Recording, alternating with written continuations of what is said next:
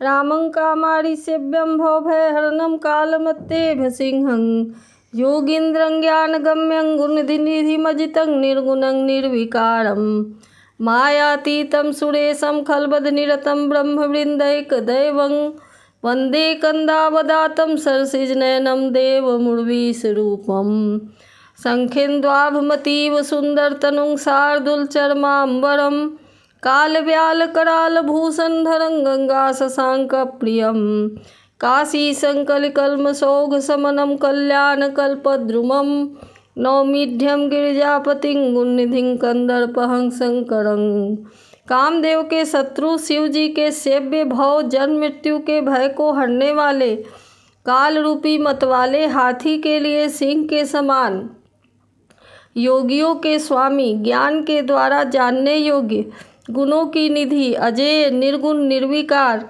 माया से परे देवताओं के स्वामी दुष्टों के वध में तत्पर ब्राह्मण वृंद के एकमात्र देवता जल वाले मेघ के समान सुंदर श्याम कमल के से नेत्र वाले पृथ्वीपति के रूप में परम देव श्री राम जी की मैं वंदना करता हूँ।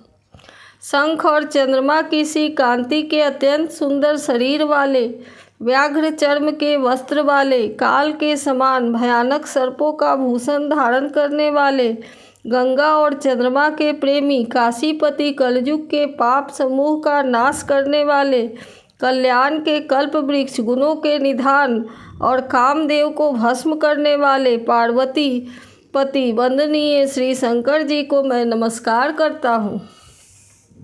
यो ददाति सतां शंभु कैवल्यमपि दुर्लभम खलानां दंडकृतौ सौ शंकर संतनोतु मे। जो सत्पुरुषों को अत्यंत दुर्लभ कैवल्य मुक्ति तक दे डालते हैं और जो दुष्टों को दंड देने वाले हैं वे कल्याणकारी श्री शंभु मेरे कल्याण का विस्तार करे। लव निमेष परमान जुग बरस कल्प सरचंड भजसी न मन तेहि राम को काल जासु को दंड। लव निमेष परमाणु वर्ष जुग और कल्प जिनके प्रचंड बाण हैं और काल जिनका धनुष है, हे मन तो उन श्री राम जी को क्यों नहीं भजता।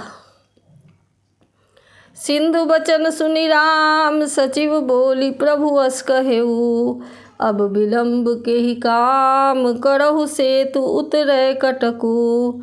समुद्र के वचन सुनकर प्रभु श्री राम जी ने मंत्रियों को बुलाकर ऐसा कहा, अब विलंब किस लिए हो रहा है, सेतु तैयार करो जिसमें सेना उतरे।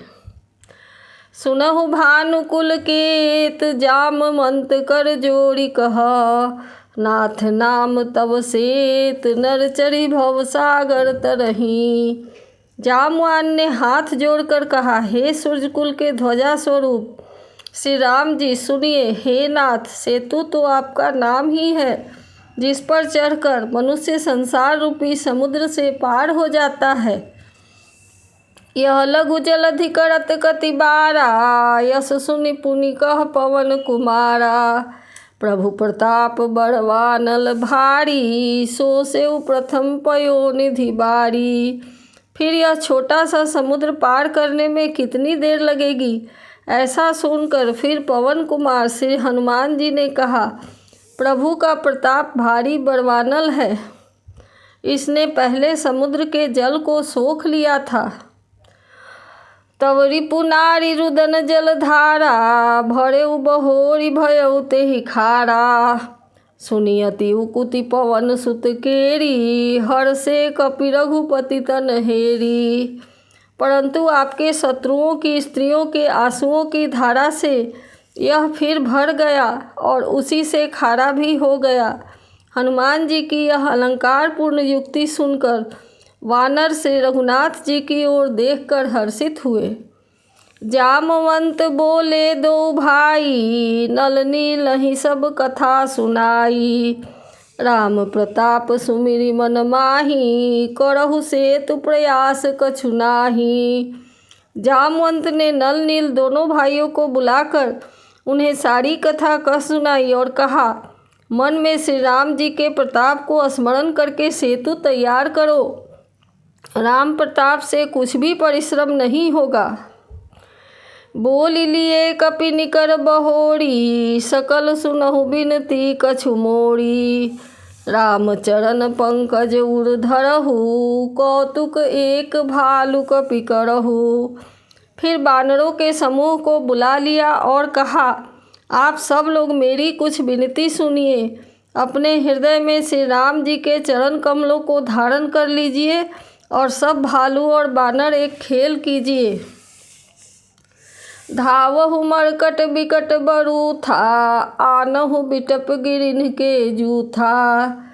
सुनि कपि भालु चले करि हुहा, जय रघुबीर प्रताप समूहा। विकट बानरों के समूह दौड़ जाइए और वृक्षों तथा पर्वतों के समूहों को उखाड़ लाइए। यह सुनकर वानर और भालू हुंकार करके और श्री रघुनाथ जी के प्रताप समूह की जय पुकारते हुए चले। अति उतंग गिरिपादप लीलहि लेहि उठाई, आनि देहि नल नीलहि रचहित सेतु बनाई। बहुत से ऊंचे ऊंचे पर्वतों और वृक्षों के खेल की तरह ही उखाड़ कर उठा लेते हैं और ला ला कर नल नील को देते हैं। वे अच्छी तरह गढ़ कर सुंदर सेतु बनाते हैं। शैल विशाल आनि कपि देहि, कंदुक इव नल नील तिलेहि। देखि सेतु अति सुंदर रचना, बिहसि कृपा निधि बोले बचना। बानर बड़े बड़े पहाड़ ला ला कर देते हैं और नल नील उन्हें गेंद की तरह लेते हैं। सेतु की सुंदर रचना देखकर कृपा सिंधु श्री राम जी हंसकर वचन बोले।